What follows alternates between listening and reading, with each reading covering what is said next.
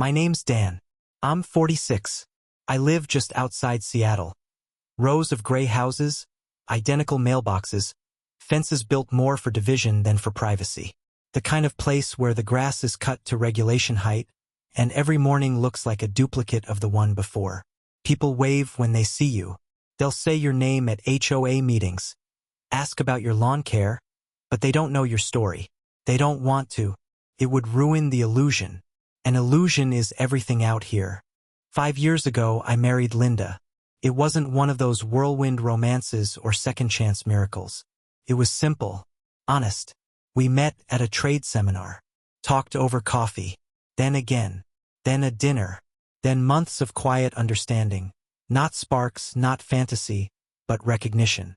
We both wanted to build something real, something calm. Her son, Troy, was 14 then. He was quiet, guarded. He had that brittle posture kids get when they've spent too long holding themselves together. Like one wrong word might make them shatter. His father had vanished long before, not in the tragic obituary kind of way. He just stopped showing up. No funeral, no missing person report, no dramatic exit. He just went silent, like a signal lost in a storm. According to Linda, he stopped calling when Troy was 8. By the time I came around, the man might as well have been a ghost. No visits, no birthday cards, just an empty chair that everyone pretended wasn't there. So I didn't come in to replace anyone. I never even thought I could. That wasn't the deal. I wasn't trying to erase a father. I was trying to build a bridge where there had only been gaps. I figured if I showed up, paid the bills, drove Troy to practices, stayed out of his room when the door was shut, eventually something would take root. Maybe not love, but respect. A little space carved out in his world with my name on it. I remember the first time I paid for something that wasn't mine. Troy needed tutoring, college prep. He was aiming high, and the school counselor said he could make it, but he'd need help to stay competitive. Linda didn't even ask. I offered. Quietly. I didn't want praise. I just wanted to be useful. Then came the insurance. The laptop that broke. The late-night drives when he missed the last bus. Birthday gifts that matched the ones his classmates got from two-income households. I never called them sacrifices. That word's too self-important. I thought of them as investments. In Troy. In Linda. In the family I thought I was building. When Linda came to me with the idea for her company, a small boutique event firm she wanted to launch with a friend, I said yes before she finished the sentence. She needed a legal backer, a signature to secure the loan. It wasn't much, not at first. Just paperwork. I was the only one with a strong enough credit history. She didn't promise anything. She didn't have to. I believed in her. In us. And backing her business felt like the most natural thing in the world. Looking back, I realize I was never officially invited into their lives. I just kept showing up until it felt like I belonged. But belonging isn't something you can force. It's either given freely, or it's withheld in ways so quiet they're almost invisible. Until they're not. The first signs were small, easily dismissed. Linda would mention Troy's accomplishments and say, "He's doing so well, considering everything," like I hadn't been part of the everything for years. Troy would talk about school or college applications and thank his teachers, his mother, even a coach who'd helped him once at a tournament, but never me.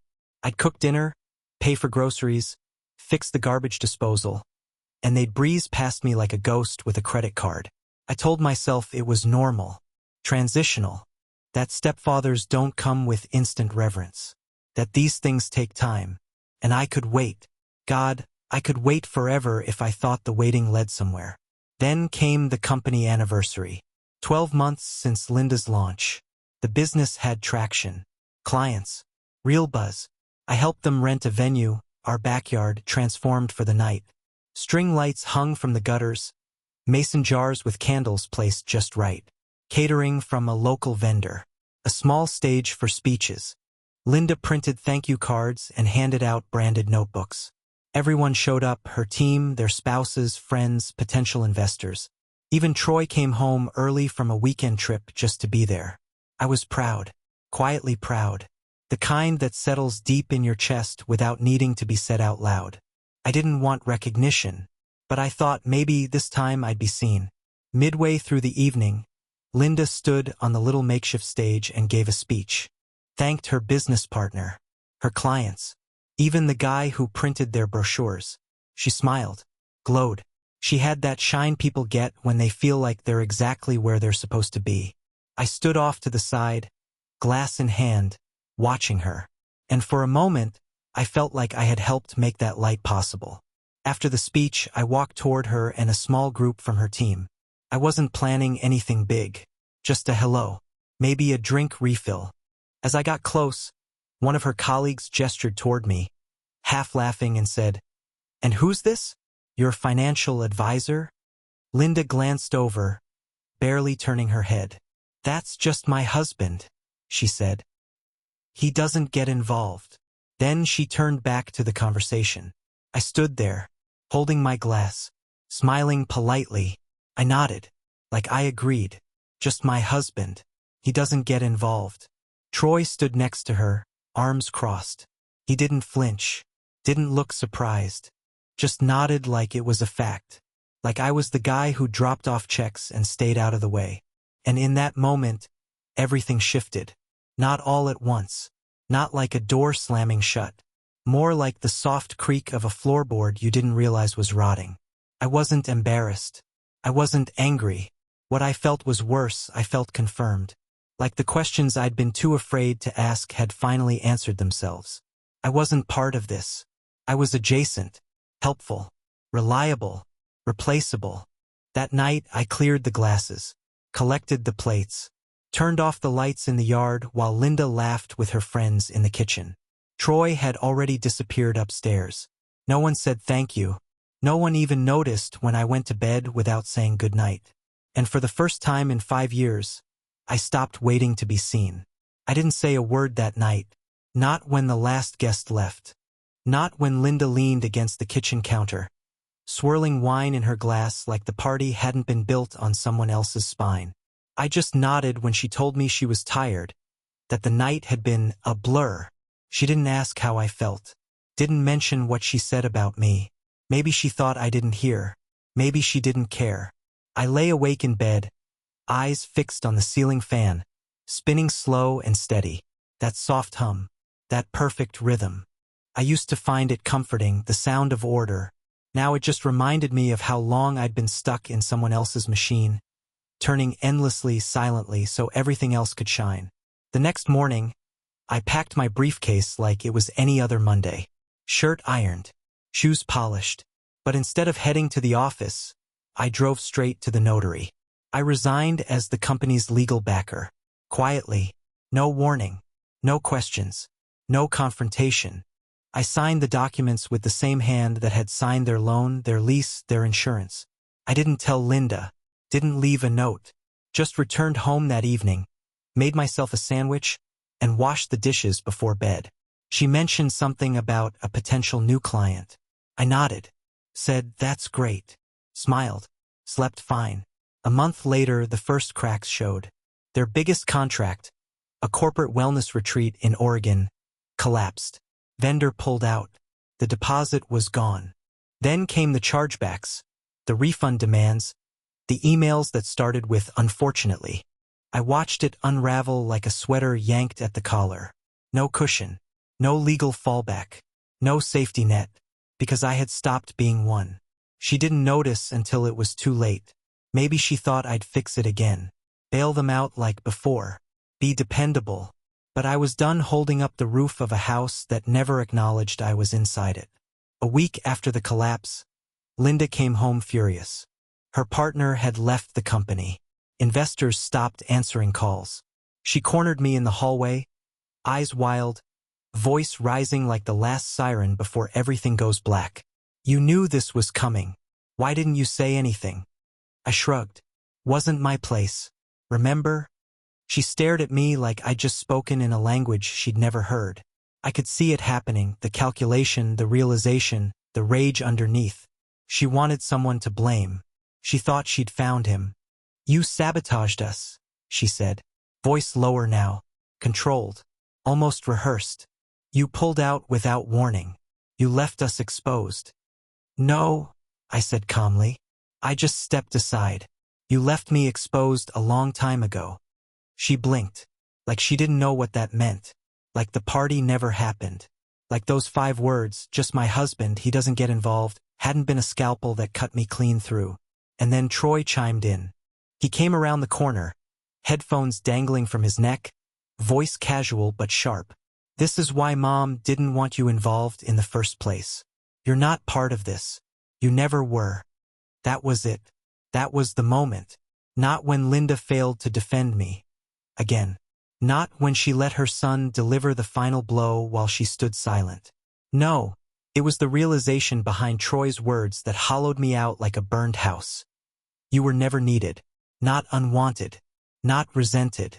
Just unnecessary. Placeholder. A stand-in for someone who never showed up.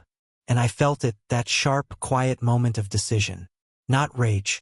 Not heartbreak. Just the clarity of a man who finally stops convincing himself that loyalty is its own reward. I didn't yell. I didn't throw things. I didn't write a letter or stage a dramatic exit. I just started walking away piece by piece. I pulled out of the family group chat, disabled the alerts, deleted the calendar invites I had created, birthdays, anniversaries, dentist appointments. I removed myself from shared streaming accounts, grocery apps, anything with a subscription that had my name on it. I didn't even change the passwords. I just left. Ownership in the house? Signed over. No fight. Just a visit to the attorney's office and a simple, clean line drawn through my name.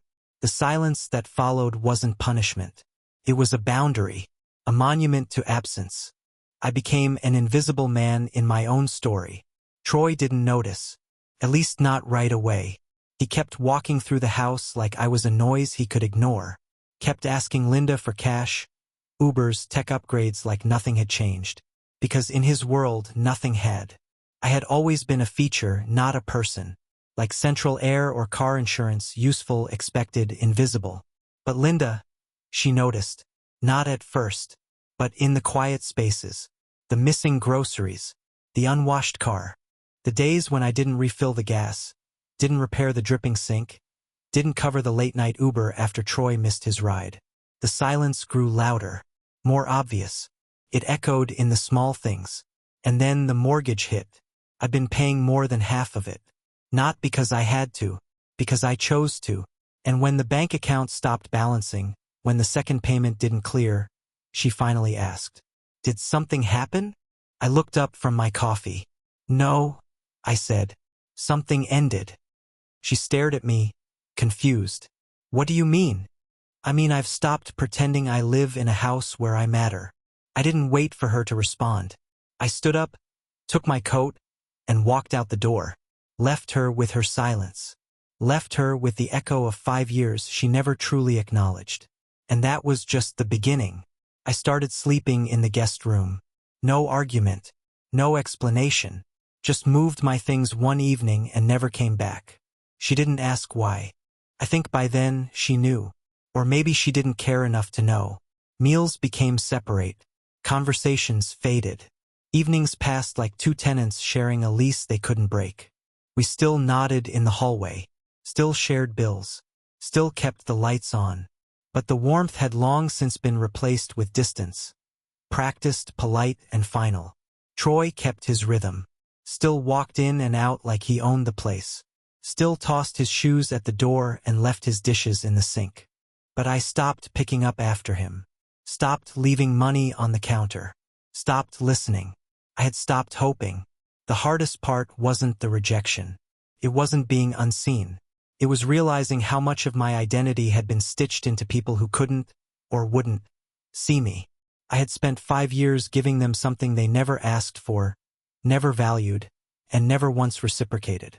And when I withdrew, when I finally stepped back and let the structure fall, they called it sabotage. But I didn't destroy anything. I just stopped being the scaffolding. It didn't take long. A few months, maybe. Long enough for the dust to settle over the wreckage I left behind. Long enough for the house to realize I was gone, even if I still lived in it. And then, a letter arrived. No return address. Just my name, written in that slanted handwriting I had only seen once. Years ago, on a birthday card Troy had never actually given me. Inside, 3 lines. No greeting. No sign-off. I was wrong. I thought you were just the guy who paid for stuff. But you were the only one holding us together. No ask. No excuses. Just that. Truth, brittle, brief, too little and far too late. I read it at the kitchen table. The same place where Troy once told Linda he'd rather live in a car than take handouts from someone pretending to be his dad. I remember that night like smoke remembers fire. I had walked away. That's what Linda called it. She said I was being too sensitive. Said, he didn't mean it. But he did. They always do. People always mean the things they say when they think there's no consequence. This letter, his apology, it wasn't redemption. It wasn't even healing. It was a footnote. A quiet admittance that maybe I hadn't imagined it all. That maybe the silence I'd been living in wasn't just mine. I didn't show Linda the letter. I didn't tell anyone. I folded it back into its envelope and tucked it in my drawer, behind utility bills and tax forms, where it belonged between obligation and paperwork. Not sentiment. Not memory. 1 week later, she came to my door. Not our bedroom, mine. The guest room. She knocked once, waited. I let her in. She handed me an envelope. Sealed. No name. It's from Troy, she said. Her voice had changed. Not softer. Just quieter. Like something in her had finally stopped trying to fight a current she couldn't control. I opened it. Inside was a check. A real one. Not a scribbled IOU or a desperate promise. A check signed in full. And another note. Not to buy forgiveness. Just to start over. The check wasn't the apology. The note was. The money was a symbol. Proof he understood that what I had given wasn't owed, wasn't cheap, and wasn't replaceable. I didn't cash it. I framed it. Not because of the money, but because it was the first time he'd ever tried to put value to what I'd given. And he came up short, but at least he came. That same week, Troy texted me. Not long paragraphs. Not emotional reckonings. Just coffee. We met at a quiet place downtown. Neutral ground. He looked older. Not just by age, by where. Guilt, maybe. Or just distance. I didn't ask. We talked like 2 men who used to share a house. Not like family. Not like enemies. Just former tenants of the same wreck. He asked about my work. I asked about his classes. We kept it light. We kept it honest. And when I stood up to leave, he said one thing that stuck. You weren't the guy who blew it up, he said. You were the guy who walked away so we could learn how to build. And maybe that's the closest I'll ever get to being understood. We've met a few more times since. No rituals. No schedules. Just 2 people who don't need to perform anymore. He doesn't call me Dad. I don't expect him to. That name was never mine to hold. But he listens now. He asks questions. He shows up. Once, he asked me how I knew when to pull away. I told him the truth. When you've been trying to be seen for so long that you start forgetting what your own face looks like, that's when it's time. He nodded. Didn't argue. Just sipped his coffee and looked out the window. Linda and I still live under the same roof, but we speak less now.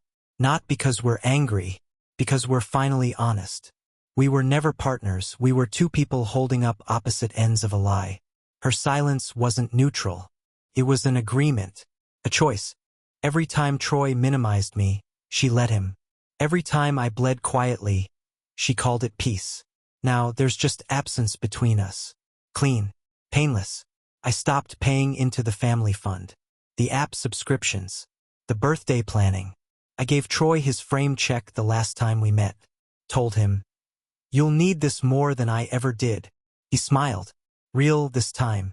No sarcasm. No armor. Just a young man starting to understand what it costs to be steady. He asked if I hated him. I said no. Because I didn't raise him to hate. I raised him to understand. And now he does. I see him maybe once a month. Sometimes more. Sometimes less. We don't talk about the past. We don't talk about Linda. We just exist in the same space, drink the same coffee. Let time do what it does best. Move forward. There's a kind of quiet between us now that feels less like distance and more like respect. He doesn't ask for money. I don't offer it.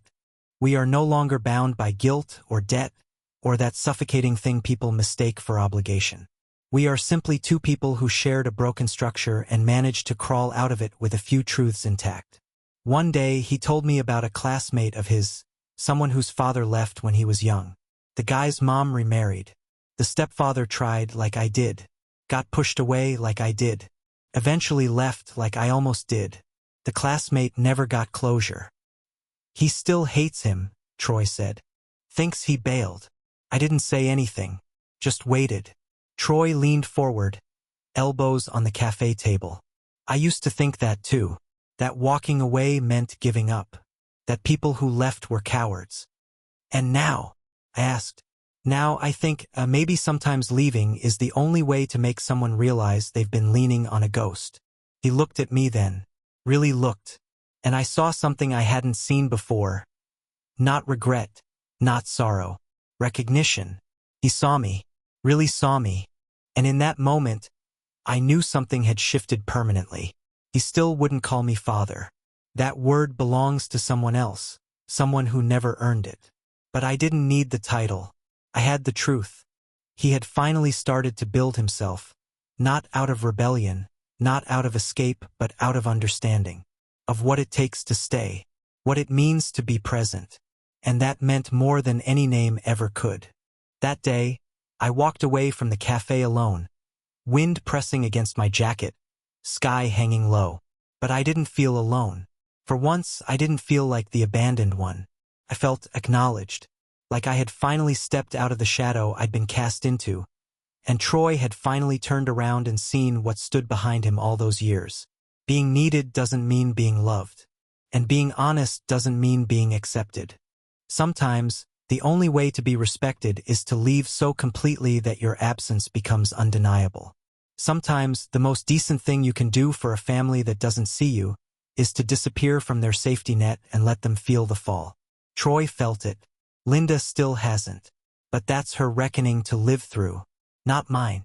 Sometimes I wonder. Not often. Not loudly. Just in those in-between moments. At red lights. At the bottom of a coffee cup.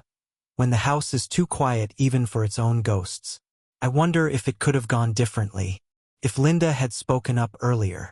If I had drawn the line sooner. If Troy had seen the truth faster. If love had been something earned instead of something withheld. But wondering like that, that's nostalgia for a version of the past that never existed. There was no golden time. No golden boy. No golden marriage. There was only the illusion of function. A fragile scaffolding built from my willingness to be overlooked, and their willingness to let me disappear as long as the bills were paid and the Wi-Fi stayed on. I survived it. That's enough. I never moved back into the master bedroom. Never reclaimed my spot at the dinner table. Never offered to restart what had never truly begun. I was a stranger in their story, and now I live like one, polite, quiet, distant. I still live in the house, technically, legally, but the house isn't a home. It's a waiting room. It's drywall and floor plans and a memory of something that could have been built, but wasn't. Linda and I pass each other in the mornings like coworkers who once slept together and now pretend the office fridge matters more than what broke between them. She still looks at me like I'm a puzzle she can't solve. Not out of love. Out of confusion. Out of entitlement. Because I was supposed to stay quiet. I was supposed to keep giving, no matter what. I was supposed to remain the fixed point they revolved around, the man in the background who made the foreground possible. But even stones wear down. Now, Troy and I see each other sometimes. Not by force. Not by guilt. Just out of something quieter than obligation and louder than coincidence. He still lives nearby. Finishing school. Paying his own way now. Working part-time, stretching his own dollars. We meet for coffee. Once a month. Sometimes less. Sometimes more. No schedule. No pattern. Just two men sharing silence that used to be full of noise.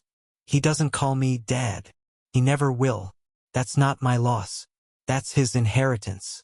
But he listens now. When I speak, he listens. When I'm quiet, he waits.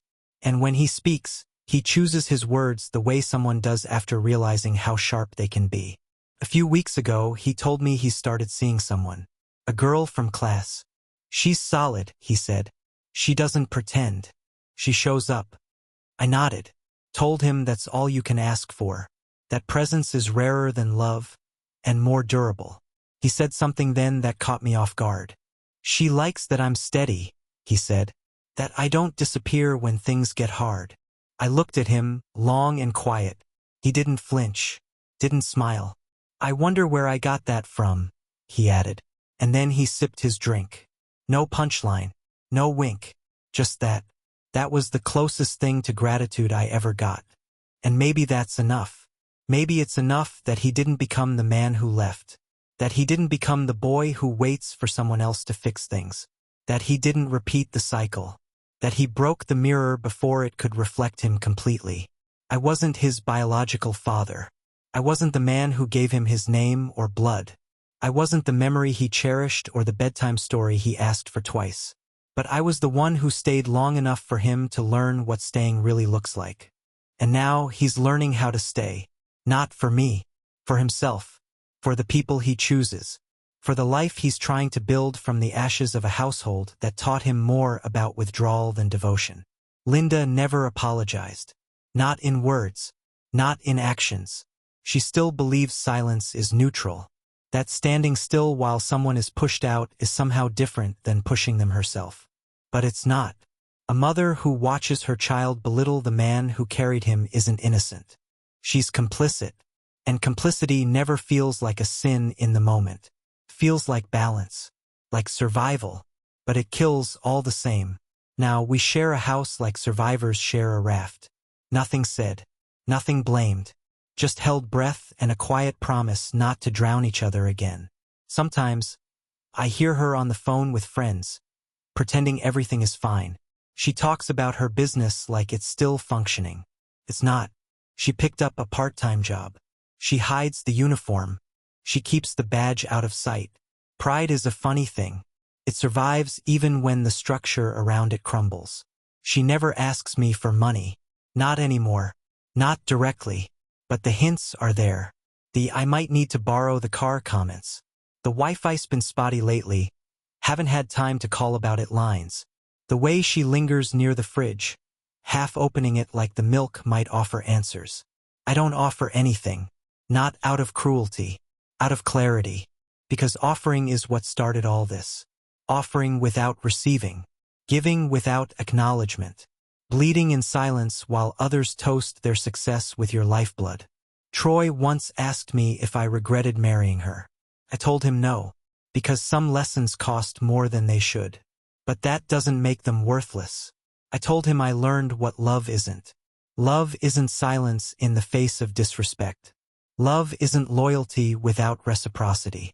Love isn't standing in a burning house while everyone else blames the smoke. I told him love is what you do when no one's watching, and respect is what you demand when they finally are. He nodded, didn't say anything for a long time. Then he said, I used to think you just gave up. I looked at him, waited. But now, he continued, I think maybe you just stopped waiting for people to catch up to who you really were. That stayed with me, still does.